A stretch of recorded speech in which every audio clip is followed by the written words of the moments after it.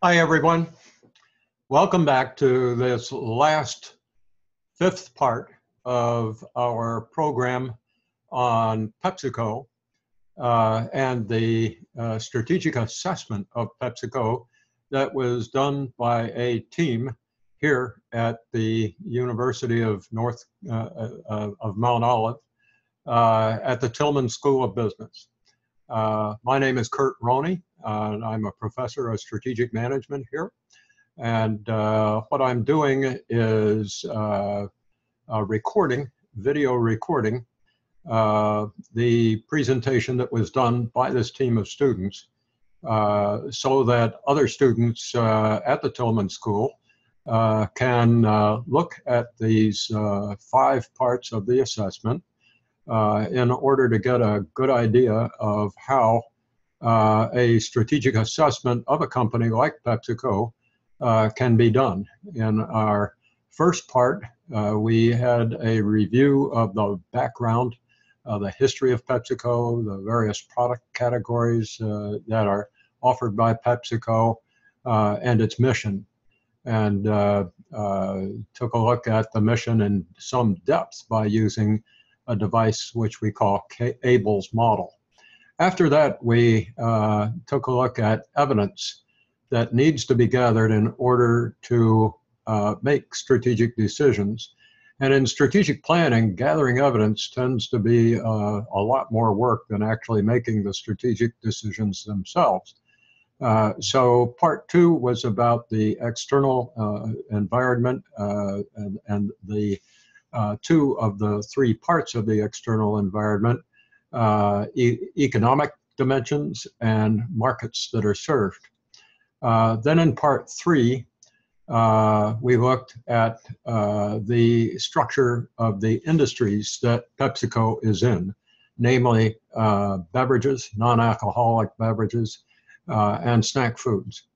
In part 4, then, we took a look at another type of evidence that has to be gathered, and that evidence is based on PepsiCo's capabilities.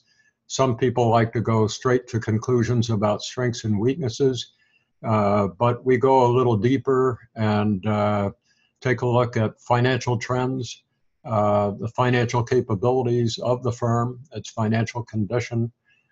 We also look at critical success factors, the resources that PepsiCo has that endow it with certain capabilities, as well as its skills. And finally, draw some conclusions about PepsiCo's strengths and weaknesses in the context of critical success factors.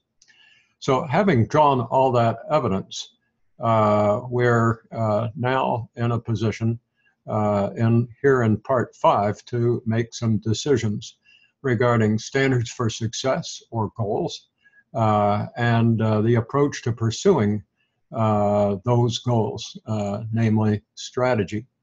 And that's what this part 5 will be about. The goals, standards for success, and strategy, which our students learn is all the work and concept that management undertakes to achieve its goals and its rationale for selecting the approach to be taken rather than alternatives. So having done goals and strategy, we'll wind up by talking about some of the implementation priorities that this team sees as existing for strategy to be realized. Regrettably, in a course like this, we can't get down deep into implementation, the projects and programs that are required to implement strategy. Frankly, in a strategic plan, many strategic plans anyway, the goals and strategy are about this thick, and the action programs to implement the strategy are about this thick. In other words, there are lots and lots of projects and programs that have to be spelled out. And we just don't have the time to get into all that detail, either in our classes or in these videos. For those of you who are not at the University of Mount Olive and may be close enough to think about coming to see us sometime, we actually have a couple of courses in project management, which is a very important discipline for strategic planning managers to acquire in order to guide their firms in the implementation of strategy. But that is not a subject that we'll be getting into here in this video. So with that, I think I'd better shut up and get started, because these things tend to take longer than we often wish they did. Whoops, let me, I've got this thing where I've got to share the screen so that you and I can see the same thing. And that's what I'll do now. Okay, so here we are in part 5, the final part of this program on PepsiCo and a strategic assessment of that company. So the menu, if you will, the game plan is to talk about the hierarchy of goals, and then get into some financial objectives, financial goals. And do it at first in a tabular form and then take a look at it graphically. And finally, to talk about some of the strategic objectives, the broad strategic objectives. Some people refer to that as generic strategy, but in fact, when Porter used the term least cost and differentiation, he was really talking about the objectives of strategy. We have strategies to achieve low cost, we have strategies to achieve differentiation, but least cost and differentiation themselves are actually objectives of strategy. So they are generic, very broad strategic objectives. In any event, here is the hierarchy, the goals hierarchy. Now, normally, what we do with this graphic is we just have the graphic without nearly as much print on it as is on this one. We simply label the four stages on the goals hierarchy as seeking acceptable risk. Some companies are in trouble strategically or financially or technologically, and their risk isn't acceptable, and their highest priority is to mitigate that risk and achieve a more acceptable risk. That can be one level on the goals hierarchy. The second one up from that is to achieve superior financial results. And those are the kind of goals that we hear about a great deal. And it's necessary to achieve those goals before we try to achieve a more favorable market position, usually, because very often companies try to achieve higher market shares and run out of cash in the process. So you got to build up your financial condition before you're able to become aggressive, more aggressive in the marketplace, usually. And then finally, if you've achieved all 3 of those levels of goals, the next one is to look at long-term growth, because eventually the industry that you're in will reach its life cycle maximum. It'll sort of top out. And at that point, there's a real tough question, which is, what do you do for an encore? What do you do next? Do you create the next stage of this industry in a whole new life cycle with a new technology? Do you diversify and go into related areas, industries that are beginning to emerge and are at an earlier stage of their life cycles? Just what do you do?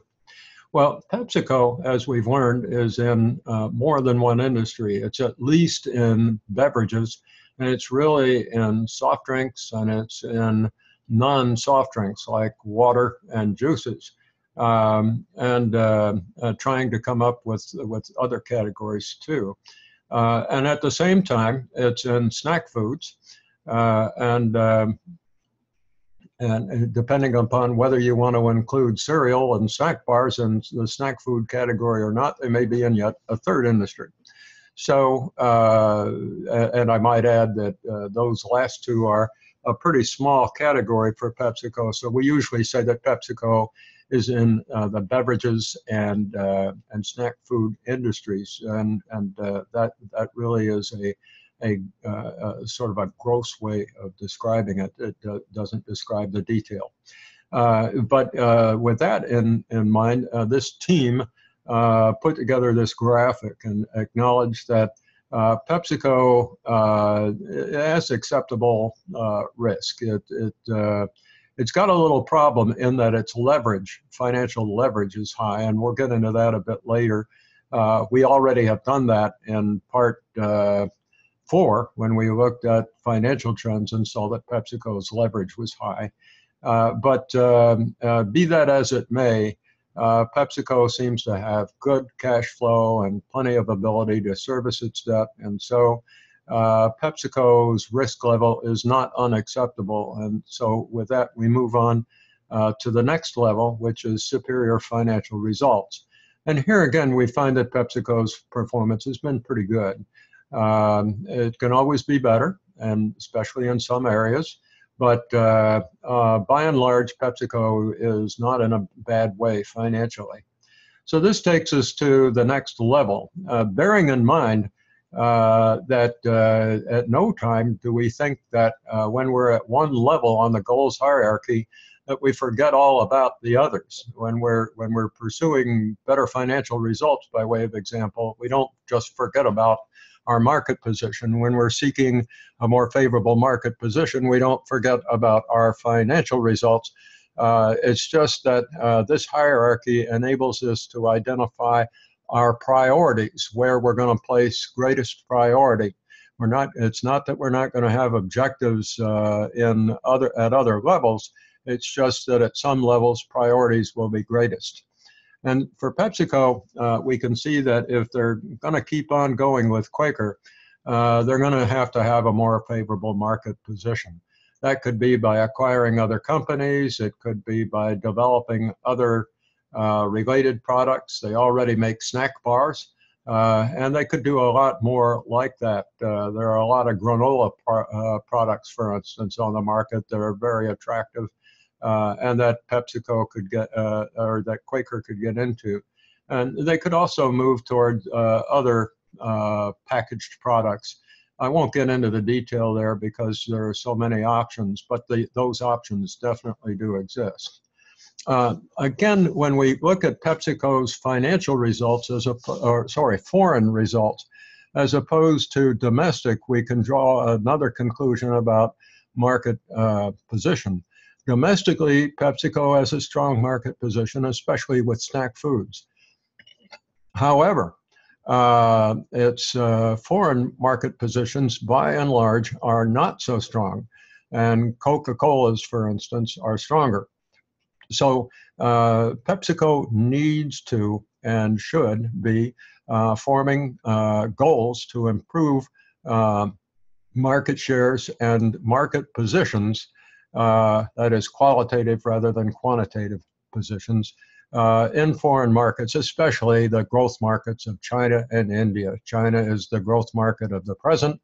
India is the growth market of the future, and PepsiCo really needs to be unleashing all of its might in both of those markets because they're so big and they're going to be growing for so long. Now, with regard to beverages versus snack foods, we have seen that PepsiCo's position in the snack food industry is really strong. And frankly, although this arrow that was produced by this team put snacks and beverages into the same marker, the same arrow, snack foods really are probably at the long-term growth because they're a leader even in foreign markets, many foreign markets. Not so with beverages. Either domestically or in foreign markets. Domestically, they're much better off. And in some categories, non-carbonated beverages, you'll recall, they're a leader. But Pepsi, it's a very competitive market, high level of rivalry. And PepsiCo's goals are, for beverages especially, are at this level, both domestically and in foreign markets.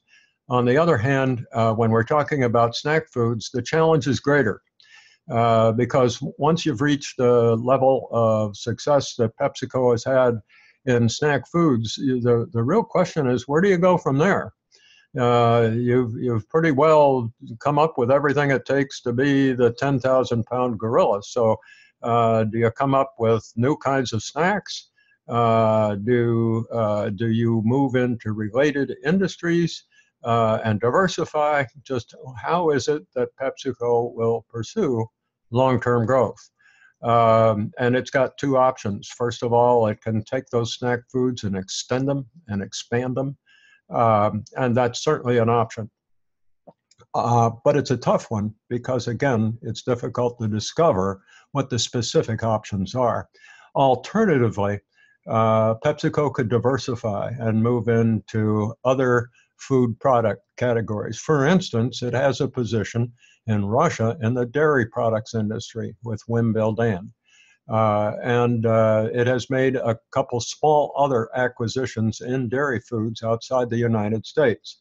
Now, the dairy food industry is not made up of weaklings. You know, to break into that industry would take some serious thought by PepsiCo and probably some serious acquisitions. But it's a definite possibility to think about getting into the dairy food industry.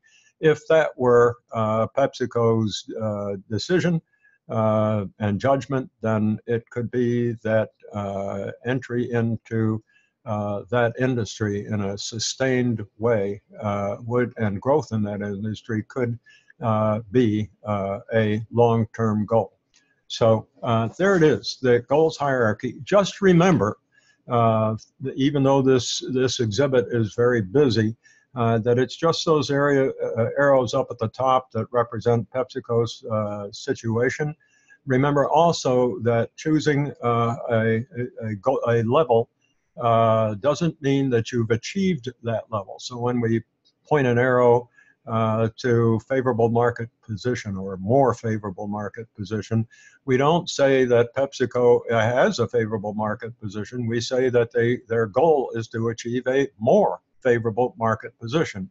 If we had put PepsiCo at superior financial results, then we would have said they don't have superior financial results, and their priority should be to achieve more better financial results to the point that they are considered superior, and to place highest priority there, not to neglect other levels, but just to put the priority there. And this is a prioritization hierarchy. It's not an absolute all or nothing hierarchy. Very important difference to make. Lots of people make a mistake in interpreting this very simple model. Okay, so the conclusions are pretty much what I just said. You can read the first two bullets. Favorable market position, as we've said, is the highest priority for beverages. And especially foreign, the highest priority for snack foods probably is long-term growth. Big challenge because the options aren't real obvious. And long-term growth, maybe we're talking about diversification. So here we are then looking at financial objectives, and here is a table that this team prepared. And they started out with actual results in 2016 and an estimate of 2017. As I recall, Value Line has increased its estimates a bit. These estimates came from Value Line, got to give credit. This team contemplated that in 2021, a good goal would be to have revenue of about $75 billion, up from about $63 billion last year, an increase of over $12 billion and about 19%. The operating profit margin would go up a little bit. The rates of return on investment and equity would improve, and you might not think that when you look at return on equity, and we've talked about that in part 4. I'll recap in a minute.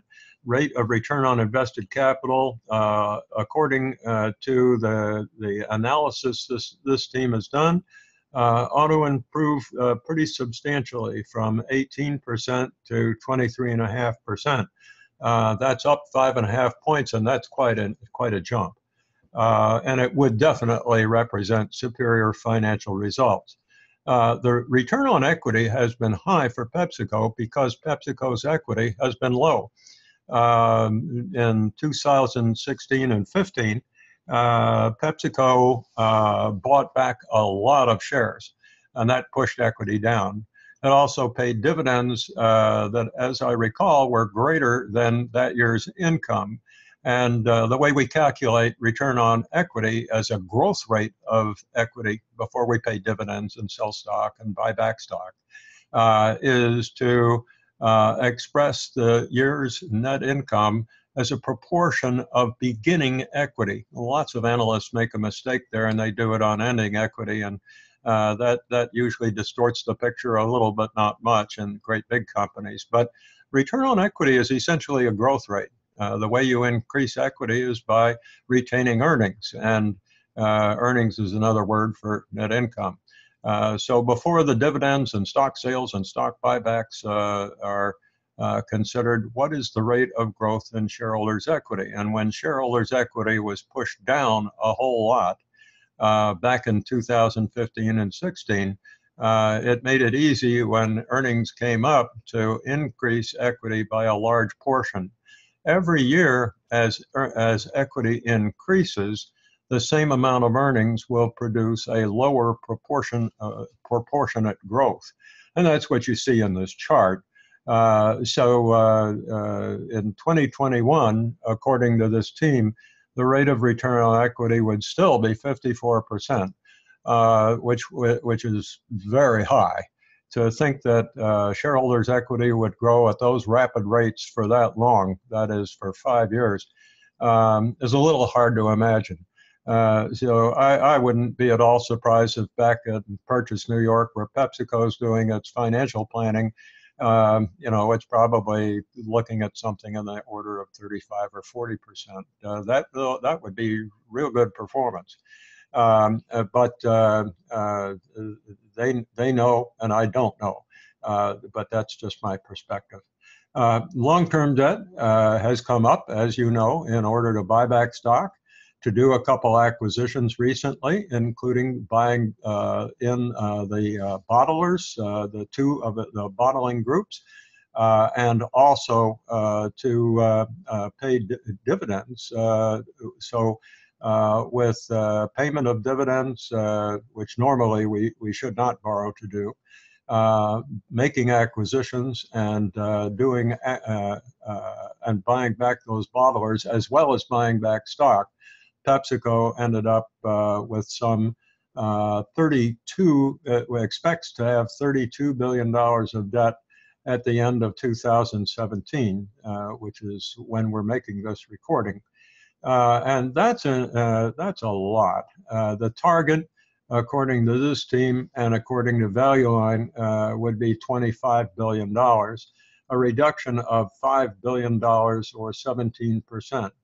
Given the fact that PepsiCo has to keep growing, and that will require capital, of course, both fixed capital and working capital, maybe this is reasonable. But again, I put myself in the place of the people at PepsiCo who are actually doing the planning. And for reasons that we'll see in just a minute, I'm kind of wondering whether they don't anticipate paying down that debt a little more. Anyway, shareholders' equity would jump from just over $11 billion at the end of 2016 to $18 billion at the end of 2021, at the end of the 5-year plan. That would be a jump of 60%. So we have sales increasing less than 20% and shareholder wealth increasing by over 60%. That's pretty good leverage. Yet, for all the reasons that financial analysts go through, this is not unreasonable at all. So total capital is the sum of debt and equity. You can see that it stays pretty flat, Why? Because as debt goes down, equity goes up, and it's the sum of those two that gives us total invested capital. And leverage, looks like we've got it here twice on this chart, but leverage would be, is calculated as the portion of total capital represented by debt.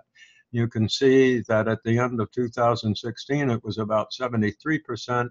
And you can also see that the target would be 58%, which is an improvement of almost 15 percentage points.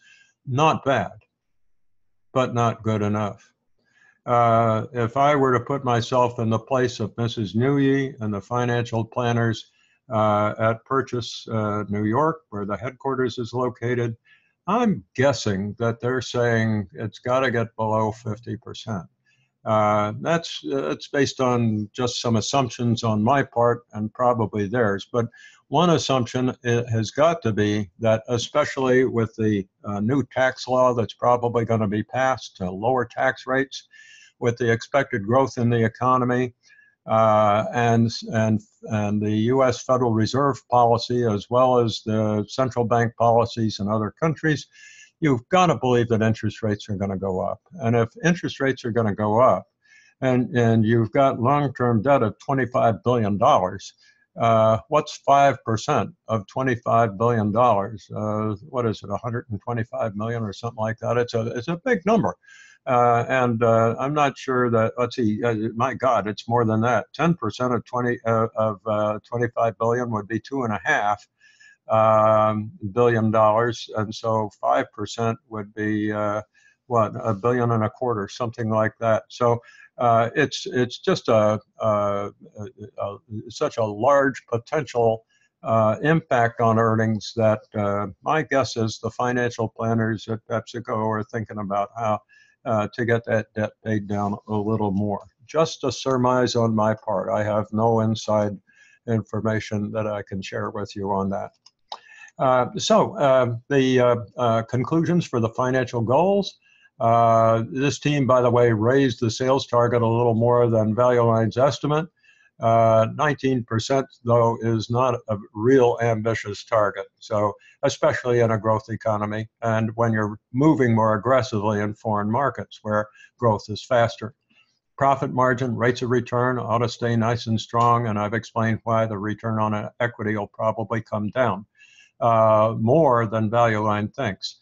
The debt reduction and equity increase sort of offset each other.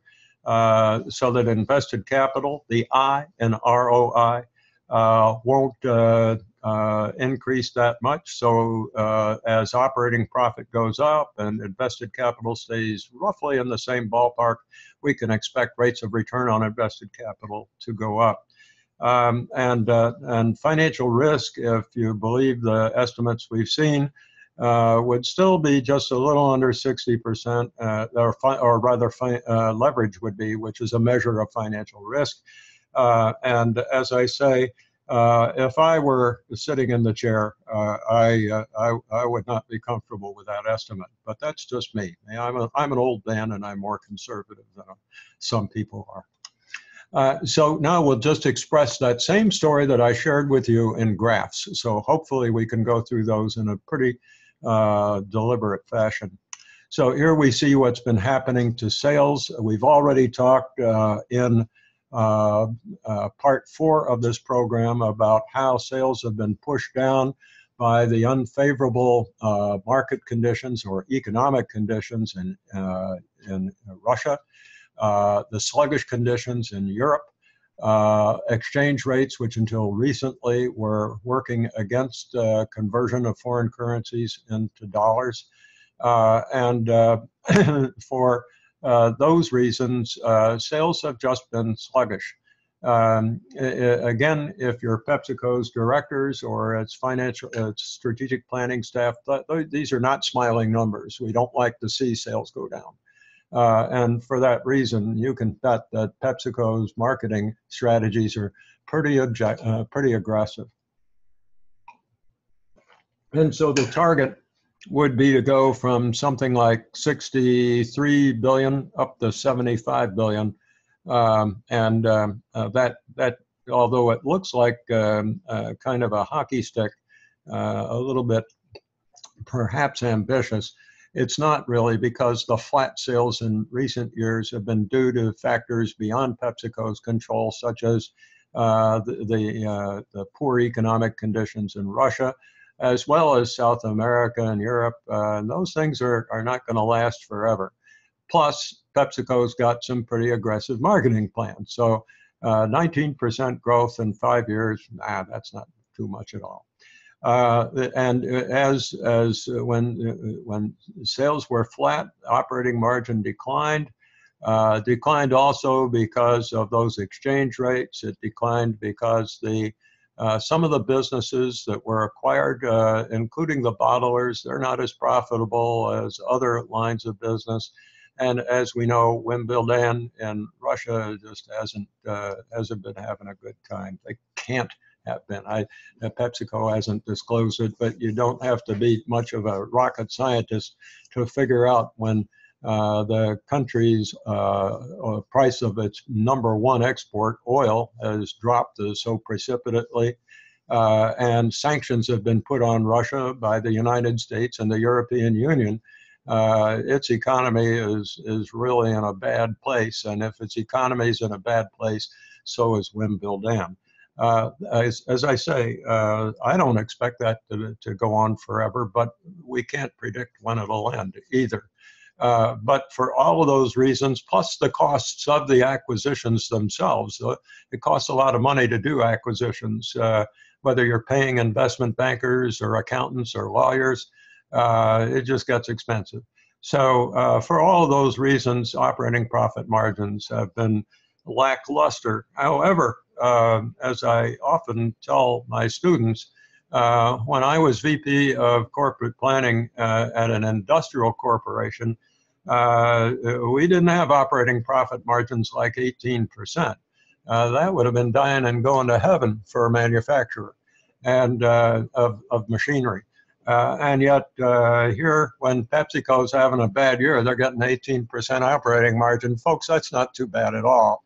And then to say, well, but we're going to push them back up to around 23%. Oh boy, that when times are tough, PepsiCo has to put up with an 18% operating margin. Every time I think of that, I want to send these charts back to my old colleagues and just let them swoon over these numbers. Okay, return on investment and return on equity pretty well parallel earnings. But we've explained why the return on equity is going to go down, because the equity is going to go back up, and therefore earnings divided by a larger base is probably going to produce a lower fraction. And we sure expect return on invested capital, that is operating profit divided by average invested capital, multiplied by 1 minus the tax rate to make it comparable to return on equity. But I think these are reasonable estimates here. And boy, if you can get from 18% to 20, what is that? Something like 23.5%, almost 24%. Oh boy, that's great. Here we see the projection for long-term debt and equity. And as we've already stated, as equity went down, debt went up. The total stayed about the same, and now equity's going up and debt's going down. At least that's the projection, and those are the goals. If that is the case, then you can see on the lower chart, invested capital will stay in a fairly narrow range. Okay, and if all that happens, then leverage will come down. And I've already expressed my point of view on, yeah, you can see my little comment down at the bottom, a rate of 50% would be much better. I don't know whether I put that in there after I got the slides from this team, or they put it in because I told them they ought to. So now we're going to talk about a rather interesting exercise that this team went through. Normally, in our MBA courses, we don't always do this, but we took PepsiCo's estimates for a couple of its prime competitors and compared these goal lines to estimates for the competitors, and it came out fairly interestingly. So here we can see sales for PepsiCo going up and going up faster than its two primary rivals, Coke and Mondelez. Coke, the beverage rival, Mondelez, the snack food rival. Operating profit margins, look, Coke has the higher profit margin. Why is this? We talked about it before, but beverages simply have higher profit margins than snack foods do. And especially if all you're making, or what you're mainly making, is the concentrate to sell to the bottlers, who then buy all the packaging and pay for all the fixed assets and the operating costs to put those, mix those concentrates with water and sweeteners, and eventually, after they bottle and package the product, deliver it to the stores. Their cost structures are a lot higher than Coke, the concentrate manufacturer. So no surprise that Coke has the highest operating margins. Nor is it a surprise up until the dotted line that is most recent, that PepsiCo has a higher operating margin than Mondelez, because Mondelez just makes baked products, and baked products have a lower profit margin than beverage products. PepsiCo has about an equal distribution of beverage products and baked products, and so no surprise that it was back in the middle between Coke and Mondelez. But a funny thing happens, and that is that Value Line expects that Mondelez's operating margins are going to get a lot better. And PepsiCo would be very wise to look at a chart like this, because their analysts have to answer the question, what is it that Value Line's analysts think Mondelez is going to do that well? Now, part of this chart also is reflective of the fact that PepsiCo is going to continue to emphasize baked products. It's not going to benefit as much from its beverage products. Moreover, it has just bought in two of its big bottling groups, and their profit margins are also low. So you put it all together, PepsiCo, as I say, still has good operating profit margins, but it's rather interesting that Mondelez catches up with them. And if I were an analyst working at PepsiCo, I'd sort of want to get to the bottom of that question before my boss asked me. Okay, so return on invested capital. Here's where PepsiCo shines. Even though it's behind Coke in its operating profit margin, when you take into account this flat invested capital line that we saw, lo and behold, PepsiCo not only has exceeded Coca-Cola in its rate of return on invested capital, but the projections are that it'll stay that way. Notice that Mondelez doesn't get close to either of them. Return on equity, we know that PepsiCo has to come down, but here's something interesting. Again, Value Line is expecting that Coke is going to bring their return on equity up. Is that because Coke is going to start buying back shares, or has bought back shares? Just what is it that explains this? It's kind of hard to see, for me to see Coke doing this. To think that Coke is going to increase its equity by over 50%, 45, 50, and 55% for 3 years is mind-boggling. But nevertheless, there are the numbers. Once again, you just, if you're an analyst, you want to say, I wonder how that could be. Okay, so here we have debt and equity and invested capital again. And we're looking at PepsiCo's debt and equity, Coke's debt and equity. We can see that the debt goes up. So somebody knows, I guess, in fact, Coke must have made a large acquisition, which explains the increase in debt. The equity comes down probably through dividending and buying back shares. So it benefits from what PepsiCo has benefited from, which is essentially a stable or fairly stable level of invested capital. Mondelez enjoys increasing equity, and according to the projection, doesn't want to stick its neck out and increase its long-term debt. So if you're to believe these projections, Mondelez is a very conservative management. So here are the total amounts of capital. You can see Mondelez's capital comes up just because its equity goes up. And leverage rates essentially become about the same for PepsiCo and Coke. And I've told you that I'm skeptical of both of those numbers. And that Mondelez stays at a nice, comfortable 30%. Okay, here we are looking at market position goals, that is non-financial goals, but the position that PepsiCo holds or intends to hold in its various market positions. And again, I was real pleased to see the team do their work this way and probably coached them a little bit that way. But we can look at the present market positions, and you see that PepsiCo's present market positions are either number 1 or 2, except in India, where it maybe is a number 3. In Russia, we don't have adequate information, and in China, we don't. I think that PepsiCo probably has a pretty strong position with snack foods, but PepsiCo actually just has distribution businesses in China. It hasn't launched into conventional, I said distribution as in wholesaling and the like, but it doesn't do business with grocery stores and fast food restaurants and convenience stores the same way that it does in other countries.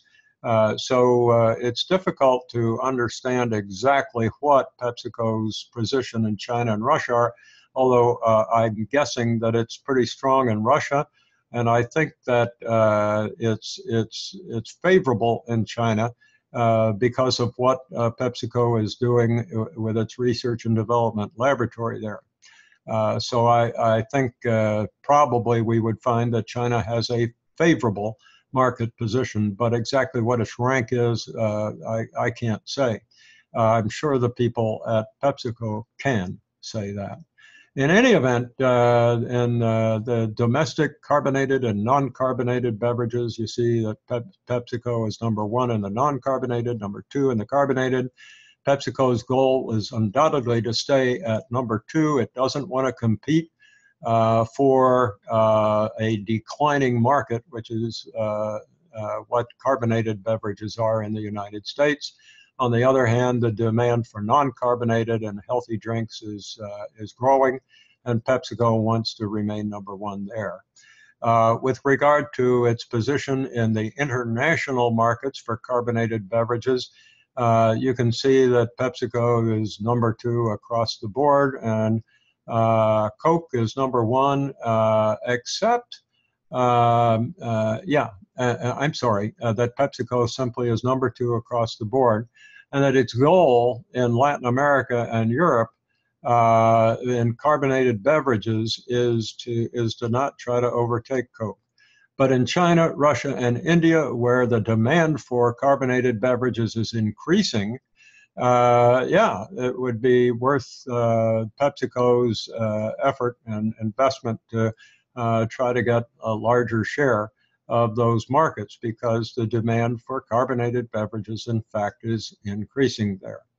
In international markets for non-carbonated beverages, we know that in Latin America, PepsiCo is number 1.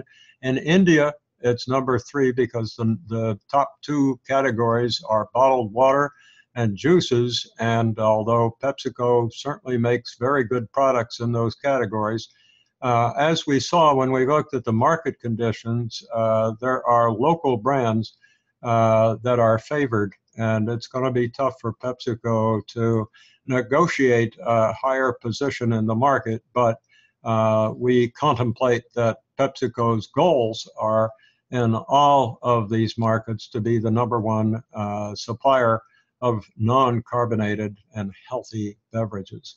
With regard to snack foods, number 1 in North America and Latin America, maybe number 2 in Europe, maybe number 2 in China, maybe number 1, and India probably number 3.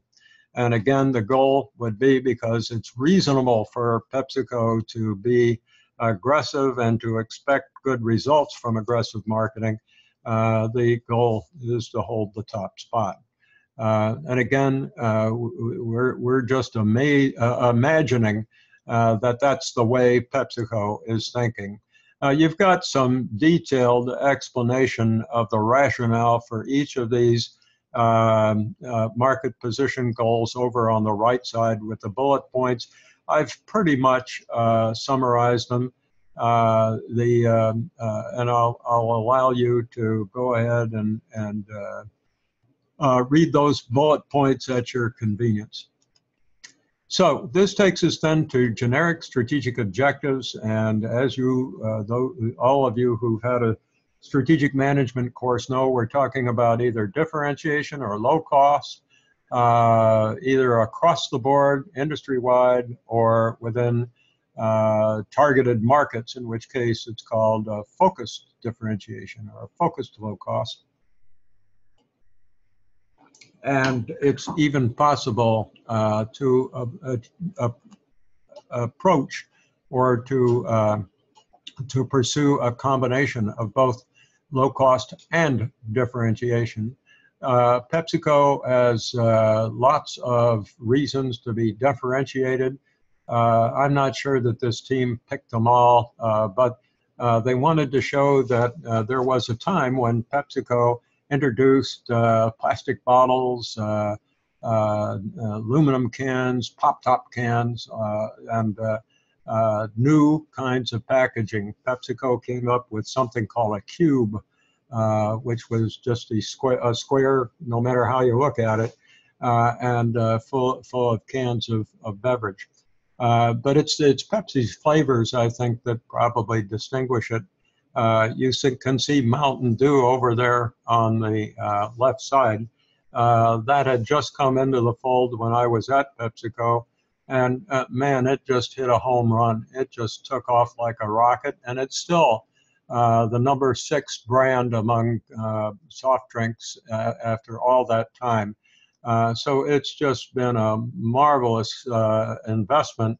PepsiCo bought a little company in Tennessee, got Mountain Dew, and just sort of boosted it with caffeine and sugar, put it out on the market with all the people coming back from the Vietnam War, going to school and pulling all-nighters. We got some market research, and you know, one of the concepts that came out of that research was what is the nature of what appeals to people in the categories that we're trying to appeal to, and the one adjective was always intense, whether it was clothing, hairstyles, shoes, music. It was just intense, and Mountain Dew just struck a chord with that people, because it was intense. You could walk on the ceiling after drinking this stuff. Since then, we've got Diet Mountain Dew, sugar-free Mountain Dew. Believe me, Mountain Dew was never intended to be sugar-free. It was intended to set your engine on fire, you know, and you could stay up all night with this stuff. Anyway, Mountain Dew remains a very popular drink. Sometimes I get a little carried away. But I think the point of this exhibit is that PepsiCo has come up with all sorts of new flavors, not all of which are even on this exhibit, and that they've been very innovative, and as a result have accomplished differentiation for their beverage products. And the same is true when we look at non-carbonated products, and for that matter, snack foods, where Mrs. Nguyen's marketing concept of fun for you, better for you, and good for you. Fun for you is the stuff that rots your teeth and gives you atherosclerosis, you know, and makes you fat. It's the usual stuff that, frankly, PepsiCo still sells the most of, just like its rivals do. But Mrs. Newey has recognized that there's a real demand, a real movement toward health foods and health beverages and healthy lifestyles. And so products that are better for you just aren't as bad for you. And they're baked, they may be caffeine free or sugar free. And then there are those that are actually good for you. And that's PepsiCo's challenge right now, is to come up with more of those. They know what they want to do. But it's hard to come up with a snack product that's actually good for you. But they're doing it. So in the non-carbonated beverages, they're doing it with juices, Tropicana, with sports drinks like Gatorade, and with bottled water like Aquafina. Also, with the snack foods, you've got Quaker products and such as that. Snack bars, granola bars, and more recently, baked snack products that actually are good for you. So this slide applies to both. It says non-carbonated, but if I could, I'd add here, I wonder if I can, non-carbonated and snacks. Editing on the fly here. Okay, so PepsiCo's #1 generic strategic objective is differentiation. PepsiCo does not seek to be the least cost competitor. We'll see in a minute that PepsiCo wants to achieve low cost wherever it can. Not to do that is pretty silly, because the product has to be affordable to the public. And when PepsiCo matches its competitors' prices for comparable products and its costs are lower, then it gets a richer profit margin. So of course you want low cost. But if you've got low cost and you don't have differentiation in this industry, you're probably not going to do very well. So the #1 strategic objective has got to be differentiation. Okay, so here we are differentiating Frito-Lay snacks, and don't forget the power of one, which is another way of achieving differentiation. You don't have to do it just with the product, but the way you work with your customers. And the customers, of course, are the bottlers as well as the grocery store chains. To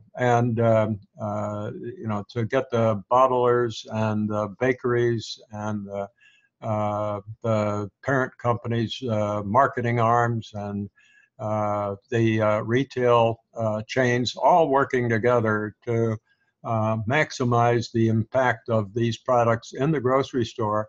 It'll help the grocery store sell more, and it'll help PepsiCo to sell more and make more profit. But it worked. The power of one is a very effective approach. If you add with that the healthy aspect of PepsiCo's marketing to offer a product that's better for you, good for you, then that makes it even more appealing to the grocery chain. Okay, so yes, Coke needs to be cost effective where it can, and it does a good job of that. And it runs efficient plants.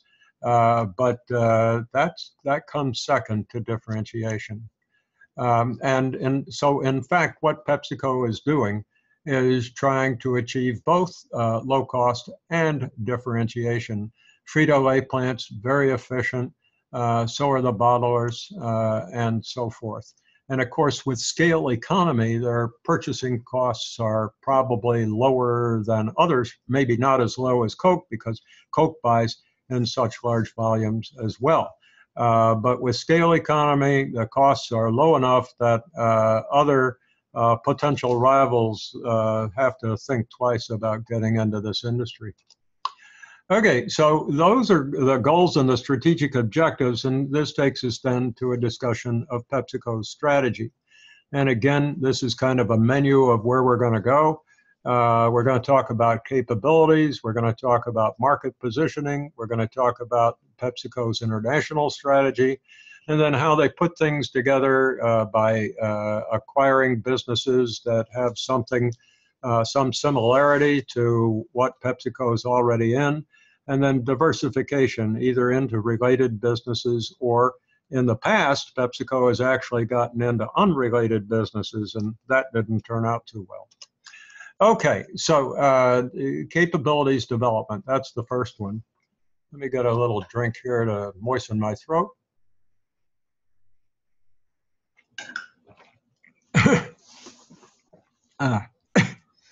That's pretty strong tea. Anyway, the one that we always overlook is the fill in the blanks. How do you improve what you're doing, where you're doing it? And I think the overarching approach to filling in the blanks, to doing better and better with the products we've got in the markets that we're already serving, is that power of one. That is really helped PepsiCo improve its market share. And building on the relationship with the customer. And many chains, such as Whole Foods, by way of example, they appreciate programs like Performance with a Purpose. Not to say that other chains don't as well. And of course, what also happens with Performance with a Purpose, which is PepsiCo's approach of fulfilling its obligations to society through health programs and the like, is that it pulls people into the store. People feel good about PepsiCo, and they therefore go demand that product. So the grocer doesn't have a whole lot of choice in the matter at that point. The people are asking for it. The grocer's going to get it for them. Okay, this takes us then to white spaces. How do you take your existing capabilities and apply them in new markets and even new industries? And there you've got a little bit of an issue. You know, Mondelez really has the market sewn up with cookies and crackers. So you could talk about that, but it would be a little tough. When we looked at what was going on in China and Japan, we saw that there was really a demand for product made out of seaweed. And PepsiCo is developing some products made out of seaweed in China. So it might be that a new kind of snack bar or breakfast bar would be possible. Other possibilities could be kids' foods. It looks like in the United States anyway, we're going to start seeing a little bit higher birth rates. So maybe there's an untapped market with kids' foods. On the other hand, there might be an untapped market for how should I call it? I've got to be careful because I'm one of them, but the geriatric foods, if you will, foods that would appeal to people who are senior in their ages. So the idea is to understand, the last bullet there is to understand cultural tastes and preferences for foods, and then develop the product to meet those needs. The exciting category here always is Premier Plus 10. That's what Hemmel and Prahalad called it when they created this matrix. The Premier Plus 10, it doesn't, 10 is just a part of a label. It could be Premier Plus 5, Premier Plus 20, but it means how do you be number one at the end of the planning horizon when the whole industry changes. So when technology changes, when a whole new generation, such as the Gen Y, Gen Y has some whole new attitudes about what's good and desirable. Gen X had their own ideas and so forth. The baby boomers had theirs. So if we look 10 or 15 years into the future, what kind of capabilities are going to be required to meet the needs of those people? And those people may not even be in the United States. They could be in India. But this team thought in terms of fat-free snack foods to avoid obesity and diabetes. That's a real big challenge. The problem is that that's not 10 years away from now. That's right now. That's a problem. Mega opportunities are where you're developing new products for new markets. One thing that we observed earlier is that Wimbledon is a dairy food producer, makes yogurt, among other things, which is a pretty popular product outside of Russia. I believe PepsiCo made a couple little acquisitions, one of which was in the dairy category, one of which was another yogurt producer. So maybe getting into dairy foods is a possibility.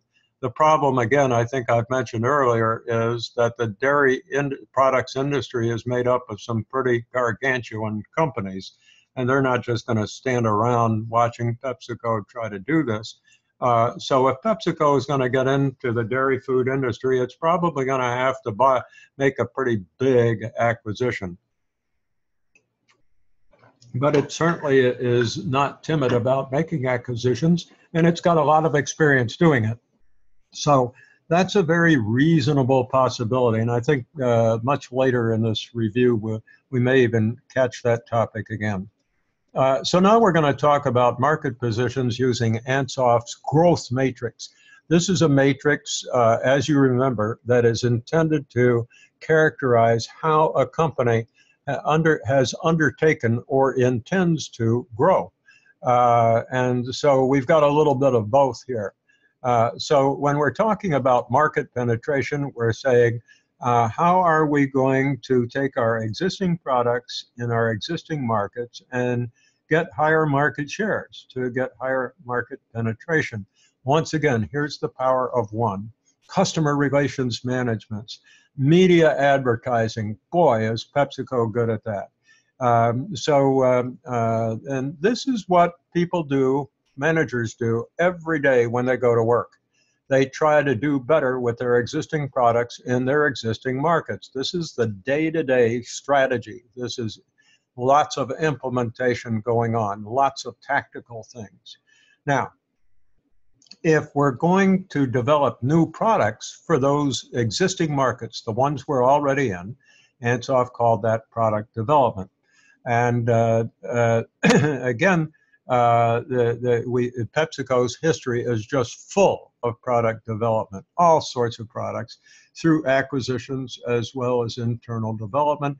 And of course, that's what the research and development program that we talked about in part 4 of this program is all about, and that is accelerating that progress. Now, another option is to take your existing products into new markets, and PepsiCo certainly has done that in India, Europe, Russia, through the acquisition of Wimbledon. And frankly, PepsiCo was the first company to go to Russia, first American company to go to Russia, before Russian rubles were exchangeable for hard currency. If I didn't mention it earlier, PepsiCo's approach, Don Kendall, the chairman then, made a brilliant move. He accepted payment in vodka, and a contract that gave PepsiCo the exclusive rights to distribute that vodka in the United States, and the rest was history. But later on, Coke caught up with and surpassed PepsiCo in even Russia. And so PepsiCo has certainly gone to lots of countries, India, China, Brazil, Mexico, and so forth. But as a general proposition, they haven't been as successful in foreign markets as Coca-Cola has. One thing that PepsiCo did do is enter a new market, not geographically, but a whole new market segment by getting into convenience stores. PepsiCo, as I explained earlier, stubbed their toe a little bit when they got into the quick service restaurant industry by acquiring Pizza Hut, Taco Bell, and Kentucky Fried Chicken. It seemed like a perfectly logical thing to do. The same kind of media advertising applied. These stores could buy PepsiCo beverages, concentrates. You'd have a captive market for it. it just made a lot of sense, except it didn't, because eventually Coca-Cola made it clear to all those fast food restaurants that PepsiCo, as the owner of these quick service restaurants, was their rival. And so they quit buying PepsiCo product, and PepsiCo had to come to the realization that they were competing with their intended customers and get out of the quick service restaurant industry, even though those three restaurant chains were doing beautifully. They were very strong companies, and still are today. So once they were out of the quick service restaurant industry and pretty well, not looked upon favorably by the big fast food restaurant chains like McDonald's and Burger King and Wendy's, PepsiCo had to try to do something to offset that. And here was this growing new industry of convenience stores that are operated by gasoline retailers and a whole bunch of other firms. And so PepsiCo has made a real valiant effort to get favorably positioned with these convenience stores where they've had more success. So so those fast food restaurant acquisitions were diversifications, related diversification. They were vertical acquisitions because they were in the same value chain. And then PepsiCo also, at one time when conglomerates were popular, with the theory that you should hedge your bets. You should invest in multiple industries, so if one turns down, the other will be going up, and you'll continue to have a favorable trend in earnings. That strategy has generally not worked out very well. And it didn't work out very well for PepsiCo either, but it bought Wilson Sporting Goods, it bought North American Van Lines, and a truck leasing firm called Lease Plan International, and none of them worked out very well, and PepsiCo divested them all. Okay, so here are some comments about how PepsiCo, in the eyes of this team, went about positioning themselves in each one of these categories. And with market penetration, as we've said, it's power of one, media advertising, and lots of promotions. With product development, Propel, Kavita recently, Pepsi Fire, in the old days, Gatorade, Tropicana, Mountain Dew, even the Quaker acquisition was done to get Gatorade. But along with it, Pepsi got some other food products. Market development, of course, occurred every time that PepsiCo moved into a new geographic market, as well as when it moved into the convenience store industry market. An industry becomes a market. And then product proliferation. And product proliferation is when a company gets offers new products to a new industry.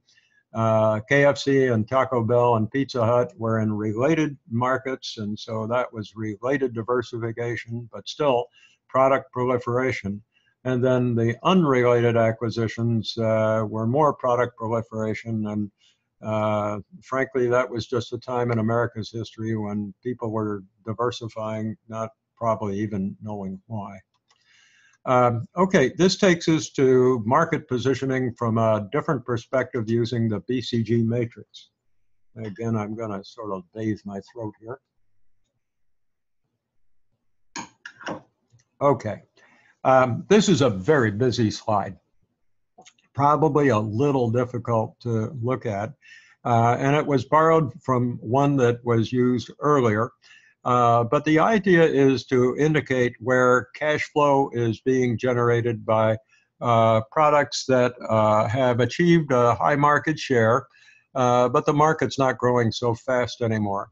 And You know, these would be the classic carbonated beverages, and even some of the classic snack foods, and even Tropicana, which is pretty well leveled out now. So they are profitable, but you don't have to invest a whole lot of those profits back into the business because they're stable. And so the profit that PepsiCo realizes from those businesses can be converted right into cash and invested in the new products that are being developed. And there are some examples in the upper right-hand corner. These are products that are aimed at markets that have lots of growth potential, but nobody really dominates them. I'm not sure that the Starbucks product there is appropriate. It's sort of a focus, a little niche product. Life water, sure, it does qualify though, and water with electrolytes and additives that are good as sports drinks. People apparently love to buy water. If you still make it look like water, but you put good stuff in it, probably going to take off pretty well. And then we move, and we hope they'll become stars. That is to say, to gain higher market shares of their market segments. Meanwhile, you've got products that have high shares of their markets, and that those markets are growing. You see up at the top, it's almost hard to realize, but the baked Frito-Lay, I wonder if I can add some sort of a, well, I can, but unfortunately I've got all sorts of control panels here, so I better not. The baked Frito-Lay, the snack foods that are actually good for you, or at least better for you, they're in a growth category. The naked juices apparently are moving real well there, and they have a strong position. And of course, Gatorade is just still continues. Sports drinks are still growing. Gatorade pretty much dominates that market, so it's a star too. But when we look at this BCG matrix, what do we see? We see a whole lot of business in the cash cows. We see a lot of activity up here in the ventures, but not a whole lot of products that look like they're going to be gangbusters, you know. We see some stars, but it's too bad that we don't see some big stars. The big star here is Gatorade. And so one of the things we'd like to have is what I've put up here in this note, a well-balanced portfolio. And PepsiCo's portfolio isn't that well-balanced right now. So PepsiCo needs to try to get more going on here to actually generate some winners and to push some of those winners into the star category. Okay, and I think that's, again, this is a summary in writing of what I just said, so I'm going to go right by it. So here we are. You may recall earlier we looked at PepsiCo's positions in various countries and product categories where its present position was either 1 or 2. And you can see that summarized here in this chart for some large country markets.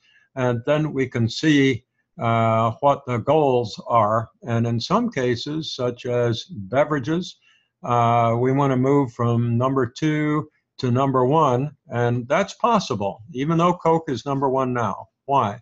Because Coke dominates carbonated beverages. But carbonated beverages are declining in sales, really declining in actual sales. We've seen that chart earlier in this program. They're going down. So Coke dominates a declining market product category. But in the non-carbonated category, PepsiCo is either number 1 or tied for number 1. And so if it gets really aggressive as the non-carbonated category continues to fall, Coke's going to be sort of stuck with it. PepsiCo's not going to be, and PepsiCo easily could become number one. It'll be a real chore to do that, but it's possible. In the snack category, PepsiCo is number one and wants to stay there.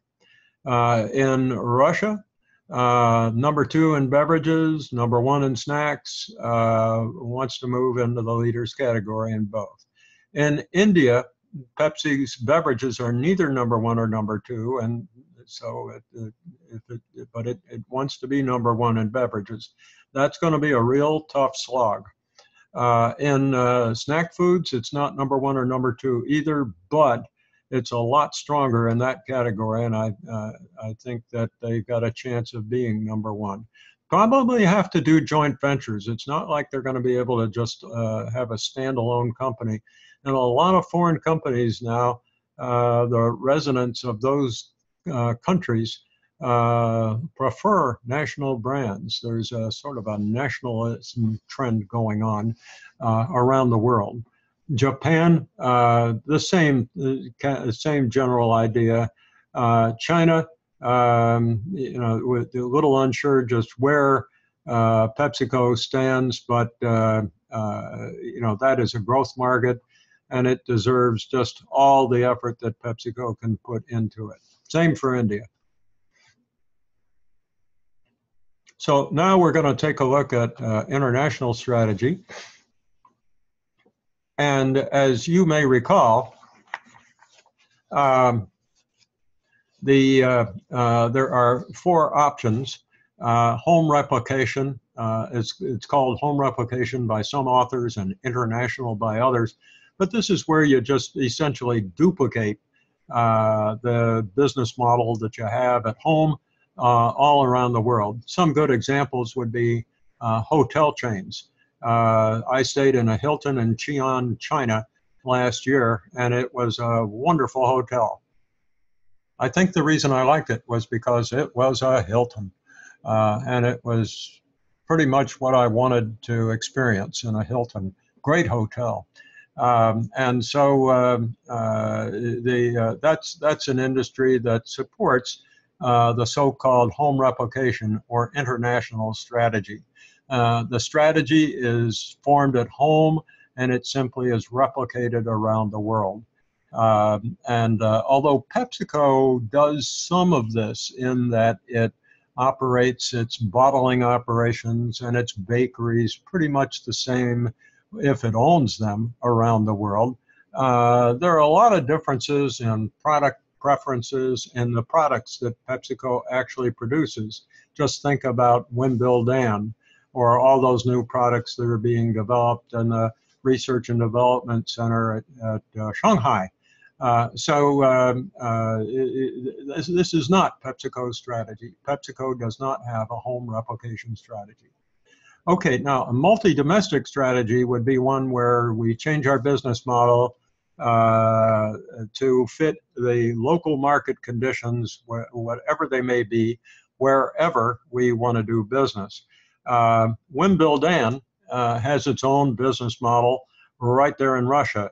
If Wimbledon decides to move out into other country markets, it will probably have to modify its dairy products and the theme of its convenience stores.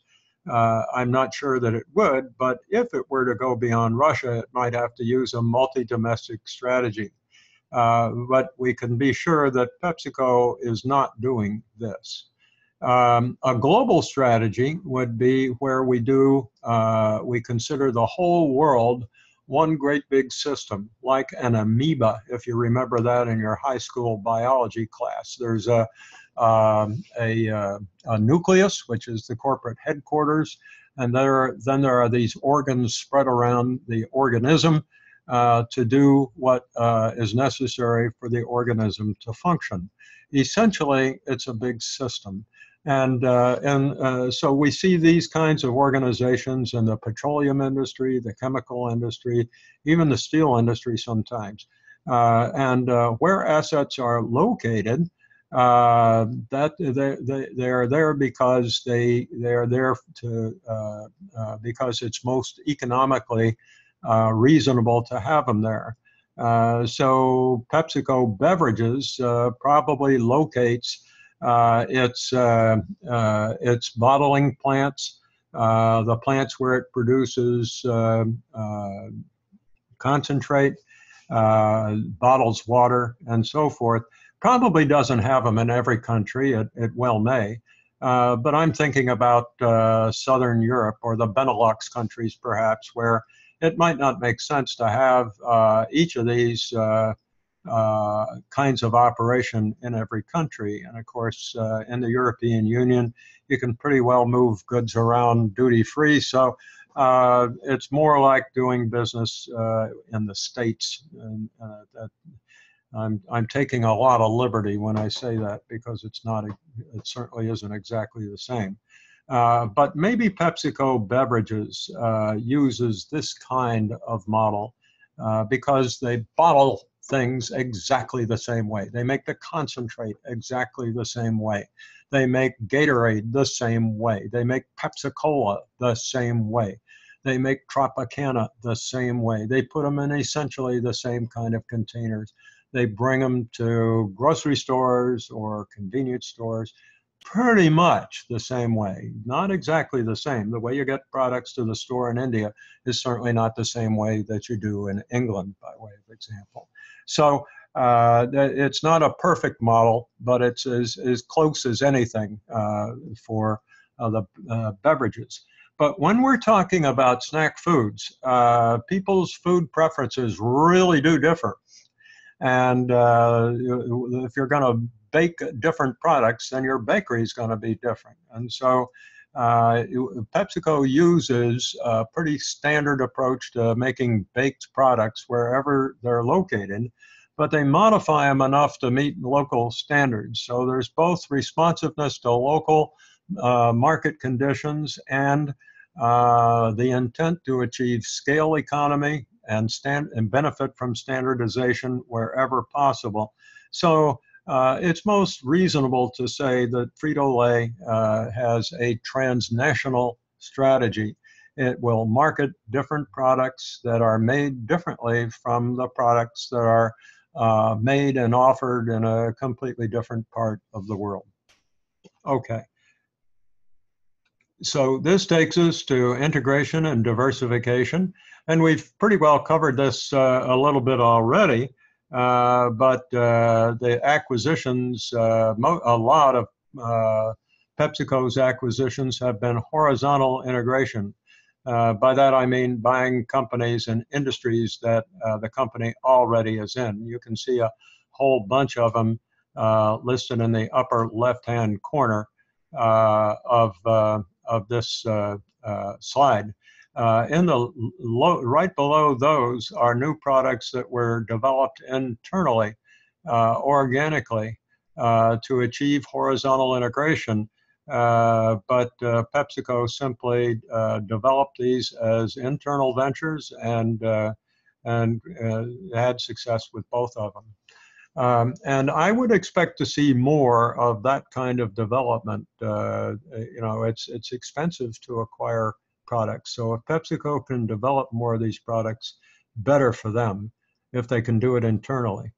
When we're talking about related diversification, more acquisitions, Quaker Foods was related, not only because it made breakfast bars that were sold in grocery stores, just like PepsiCo's products, but because of Gatorade, which is the reason that PepsiCo bought Quaker. Wimbledon, again, it's a related industry, and it's a little bit like those businesses where that are circled below, because Wimbledon doesn't have fast food stores, but it's got convenience stores, and it does make its own products, so what Wimbledon makes and what it does is related to what PepsiCo does, but there's a bit of a stretch there.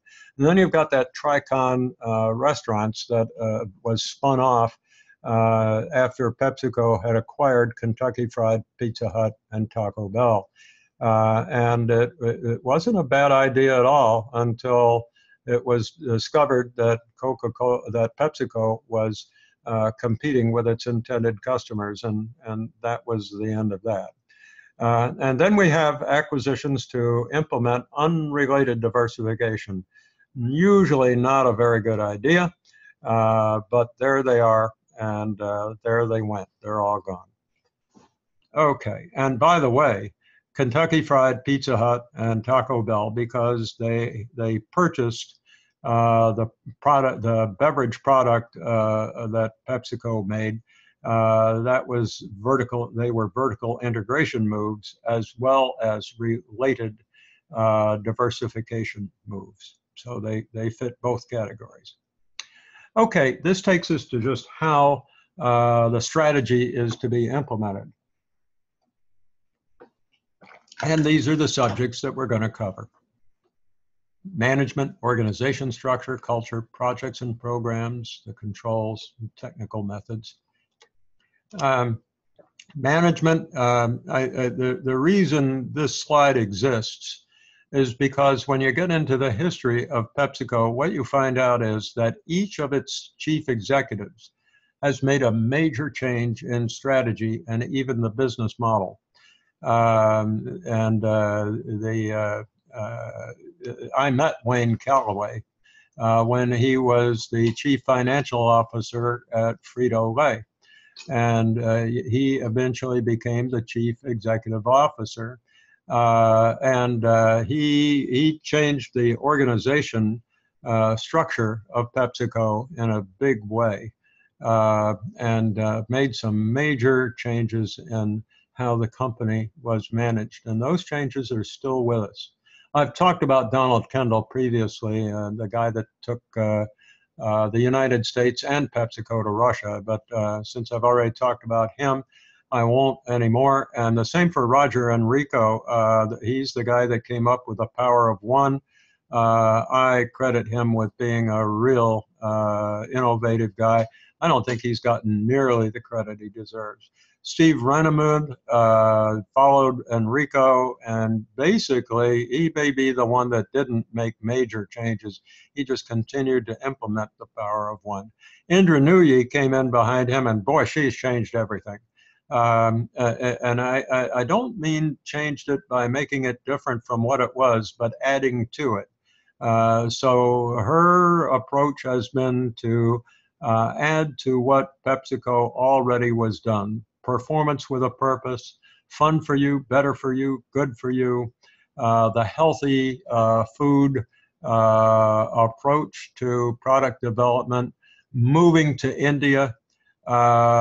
She's a mover. She's somebody who makes strategic moves. She's a strategic planner by training, and her management style shows it. And she makes very insightful moves, I would add. One of the most insightful and smartest people in a chief executive position in the United States, if not the world. So organization structure. Again, here's where let me go back. Wayne Calloway did his thing.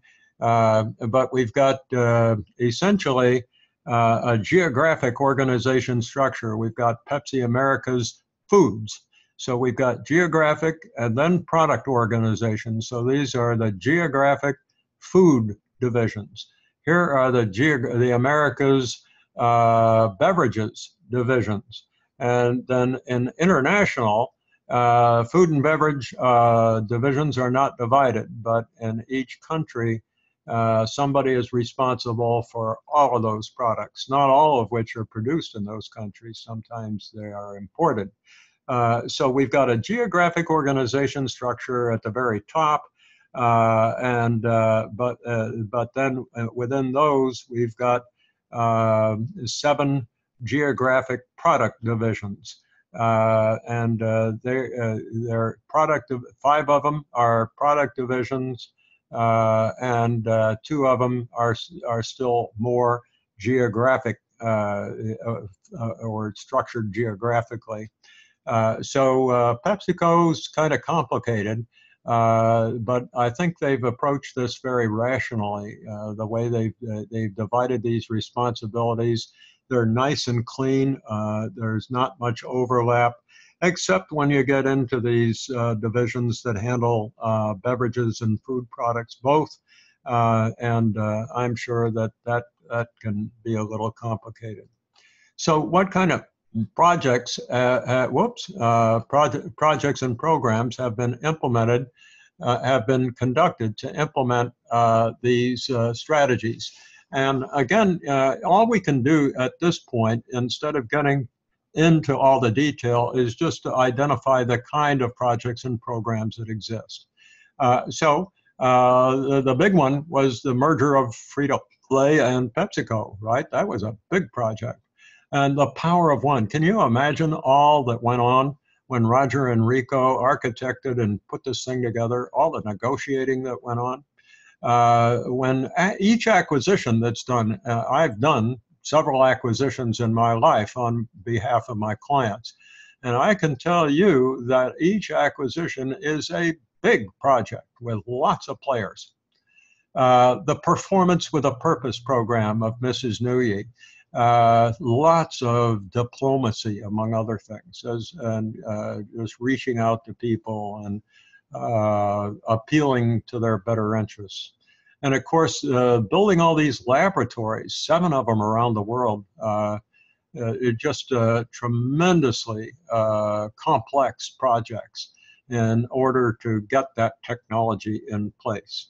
And then there are a variety of various other projects. One team person pointed out that PepsiCo has a Pepsi Points program, a loyalty program, and the Pepsi Experience is another moniker for that.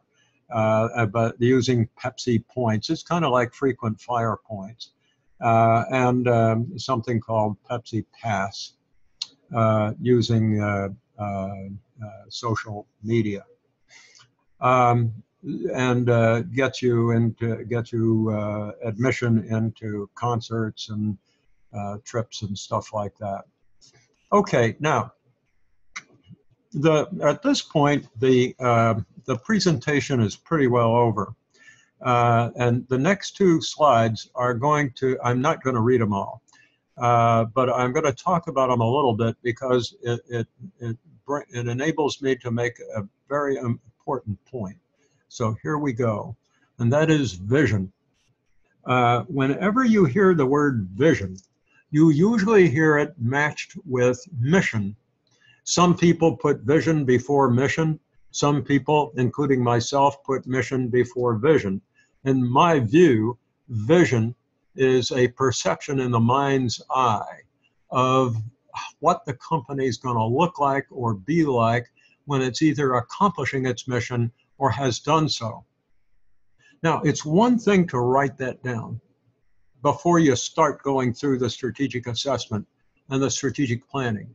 But when you do the strategic planning, what you start doing is changing conceptually what the company is going to look like in the future, what it's going to look like when it is successful. So when can you actually write a vision statement? When can you state what the company will look like when it's better than it is today, when it's more successful? Only after the strategic planning is done. So whereas in school books and academics, you hear about vision being created outside of the planning process or before the planning process, that's balderdash. Okay, the way that we come up with vision is after we complete the strategic planning process, we say, wow, you know, if we can do this, what a different company we'll have. And so that's what these 2 pages of text are meant to demonstrate. And there are a bunch of bullets on this page that simply indicate what Pepsi might look like when it's tremendously successful. For instance, it'll be the healthy food and beverage leader of the world. and its advertising slogan will simply be better for you. You know, they've had lots of advertising slogans, but this one will be better for you. Better than who? Better than the competition. Its line of carbonated drinks will have dwindled down a lot. It'll have laboratories really churning out all these healthy products. There will be a line of health-enhancing beverages with additives that make senior citizens feel better. And maybe bubbly beverages, that is carbonated-like beverages that don't increase female vulnerability to osteoporosis. As you look through these bullets, you'll see references to all the things that we've been talking about in this program. It'll acquire Danone, the French company that will return Pepsi to the #1 undisputed bottled water producer. Wouldn't that be fantastic? However, it'll be forced to sell a new issue of stock to pull that off, because the Danone acquisition would be very costly and probably require more debt than PepsiCo could scrape up. Laboratories will be developed with new recipes and all, which lower snack food products impacts on diabetes and obesity.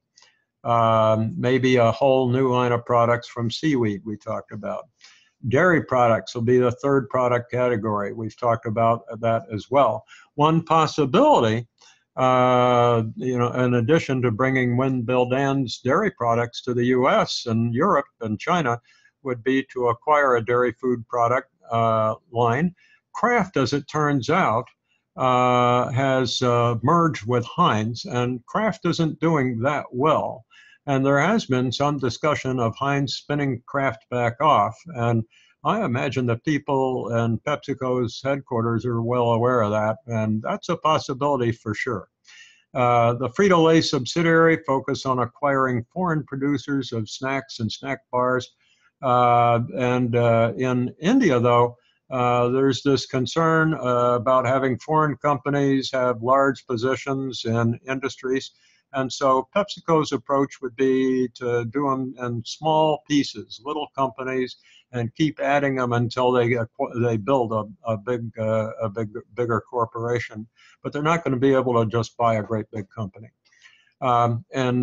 Sales of about $100 billion by 2025, operating margins over 20%. And Mr. Khan, who is Executive Vice President for Research and Development, would be the next CEO, simply because he knows so much about what's in the pipeline in so far as new products is concerned, and equally important, what PepsiCo's laboratories are capable of. And so he'll know how to answer some of these challenges for new and improved product. And so at the end of the outline that you were given for a presentation and a strategic assessment, there were some questions. One, how has this company been doing financially and competitively during the past 3 to 5 years? And I suppose the answer is okay, but sales have actually come down a little bit in the last 5 years, about 5%. Leverage is up to 73%, so you certainly can't give them a gold star. As conditions change, what shifts will be required? What new capabilities? And the capability to launch new products, to be the substitute rather than to be caught by others' substitutes, to grow the snack foods product line in a healthy choices way, and to get into the dairy products business. Those are the kind of shifts that'll likely occur. What will be the strategic objectives? Increasing sales to $75 billion and equity of $18 billion, and reducing leverage by 50% in the short term, next 3 to 5 years. To have, for sure, PepsiCo has to be seeking a more prominent position in developing foreign markets, China and industry, and India mainly. And what near-term actions will be most critical to assure effective implementation? And number one is to choose a worthy successor to Mrs. Nguyen. She has been the mover and shaker, and just has a, who knows what the magic formula is. When you've got a chief executive that can be that unusual and that successful. Usually successors are not that unusual. Mrs. Nguyen was very unusual when she stepped into that position. So who's going to take her place? That's a big question. And then an effective plan to implement new product lines and a well-planned entry into new markets, especially India and China, will have to be a key objective. So I did what I said I wouldn't do. I read these slides for you, but I went fast. And that then is the last slide in this part 5, which is the last part of this case on strategic assessment of PepsiCo.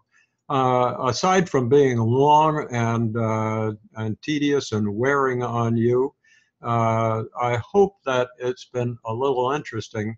The purpose of this long presentation has been to illustrate for you how principles of strategic management are demonstrated by PepsiCo. And in doing that, maybe to give you a little more insight into practically how they get used in a real company, or how they appear in a real company anyway. So with that, I'm going to thank you for being in this course and for your patience and wading through these 5 sections of the PepsiCo case. And with that, I'm not going to keep you any longer. I'm going to stop recording right now. So to those of you out there, goodbye, and thank you for being here with us. And I'm going to stop.